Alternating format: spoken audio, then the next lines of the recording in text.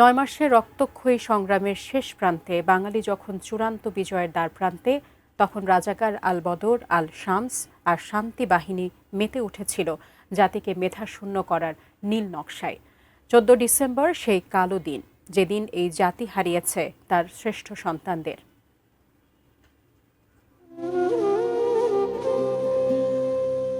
১৪ December ১৯৭১। সেদিনের কাকডাকা ভোটটা ছিল বিষাদের, বেদনার। ৫৪ বছর আগে ১৯৭১-এর ঠিক এই দিনে বাড়ি থেকে তুলে নিয়ে হত্যা করা হয় বাঙালির সূর্য সন্তানদের। স্মৃতির খেরোখাতায় জমে থাকা না ভোলা স্মৃতির দিন এটি।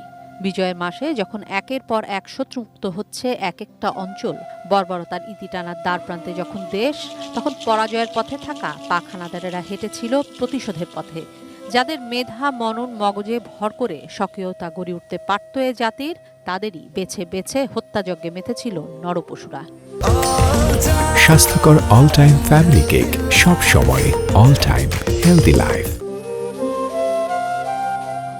সেই তালিকায় ছিল শিক্ষক, সাংবাদিক, চিকিৎসক, প্রকৌশলী, আইনজীবী, শিল্পী। অগণিত ক্ষতবিক্ষত লাশ মিলেছিল ডোবায়, নালায়, ইটখোলায়। কত দামে কেনায় বাংলা, কত নৃশংসতার, কত ত্যাগ, কত ক্ষত। কারো এমন বদ্ধভূমিগুলোতে স্বজন মিললেও এখনো নিখোঁজ অনেকে। সে ক্ষত আগলে রেখেই শহীদ বেদিতে শ্রদ্ধা। রক্তে বাংলা লাল কইরাছি।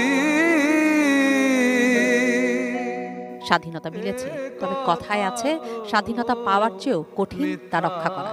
তাই দেশ জন্মের ইতিহাসের সত্যটা যেন ভুলে না যায়। আমি দাম দিয়ে কিনেছি বাংলা। কিশোর জাহান, এটি নিউজ, ঢাকা। দাম দিয়া